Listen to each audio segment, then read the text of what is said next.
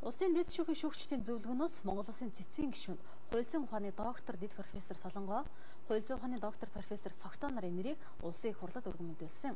Өнөөдөр хууль зүйн байнгын хорооны хуралдаанаар цэцгийн гишүүнд нэр дэвшигчдийг хэлэлцээд 100% саналаар тэмцсэн байна. Үндсэн хуулийн цэцгийн гишүүдийг 6 жилд нэг удаа томилдог нийт 9 гишүүний 3-ыг ерөнхийлөгч 3-ыг нь улсын хурлаас 3-ыг нь дээд шүүхээс санал болгосон үндсэн дээр улсын хурлаар бүрэн эрхийг нь баталгаажуулдаг. Энэ хүрээнд өнөөдөр үндсэн хуулийн цэцэд дээд шүүхийг төлөөлөн суух 3 гишүүний 2-ыг томилох эсэх асуудлыг хэлэлцлээ.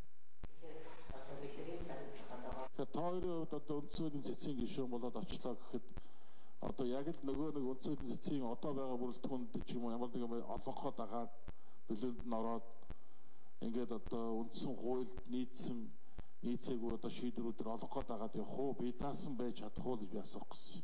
Тэгж одоо бусдыг дагсан, бие даасан хараад бас байдал руу гэлтээсэн тийм юм бол гарахгүй л гэж бодож байна. Хэрвээ цэцгийн гишүүн болоод очивол мэдээж хэрэг одоо шүүхэд одоо гол одоо барих хэрэглэх зүйл бол хууль байх ёстой. Бидний одоо барьж хэрэглэх шийдвэрээ гаргах энэ хууль бол үндсэн хууль. Чимэд багш маань үндсэн хуулийн цэцгийн дээр одоо хөх тэнгэргээ сод багш хэлсэн бол чимэд багш маань үндсэн хууль байгаа гэж ярьдаг. Тэгэхээр энэ үндсэн хууль буюу улсынхаа гол хуулийг барьж шийдвэрээ гаргаж явж ажиллана гэж ойлгож байгаа.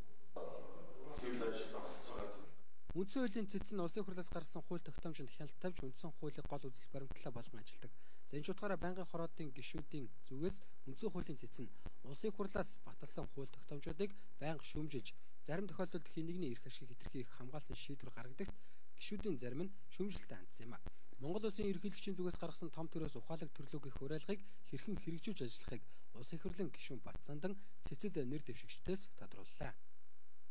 Улсын их хурлаас төрөөс гарч байгаа шийдвэрүүдийг ихэнх тохиолдолд жадлан эсэргүүцэх чиглэл рүү явж байгаа. Тэгэхээр би илүүтэй эрх зүйн соёлыг төлөвшүүлэх, эрх зүйг Монгол улсад хөгжүүлэх чиглэлд шин президент тогтоох замаар манай үндсэн хуулийн зэц ажилласаа явуулъя гэж би хүсдэг юм.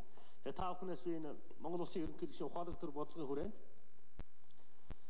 хийгдэж байгаа улсын их хурлаас хийгдэж байгаа ажлууд дээр ямар байр суурьтай байна вэ гэдэг асуултыг асуусан юм а. Тэр паблик сервис систем руугаа үйлчилгээний тал руугаа чиглэсэн ийм одоо олон ухаалаг алхмууд түүнийг дагалдсан олон хуулиуд батлагдсан гарч байна. Тэгээд энэ бодлогыг бол би дэмжиж ажилланаа. Үндсэн хуулийн цэцгийн гишүүнд нэр дэвшигчид нь хууль зүйн өргөн мэдлэгтэй энэ чиглэлээр олон жил дагнан ажилласан байх ёстой гэсэн үндсэн шалгуур үзүүлэлт байдаг. Энэ ч утгаараа дээд шүүхээс санал болгосон 2 нэр дэвшигч нь 10-аас доош жил хуулийн чиглэлээр ажиллаж иржээ. Ийхүү 2 нэр дэвшигчийг хууль зүйн байнгын хороогоор хэлэлцээд гишүүдийн олонхын саналаар үндсэн хуулийн цэцгийн гишүүнээр ажилуулахаар тэмцсэн юм а.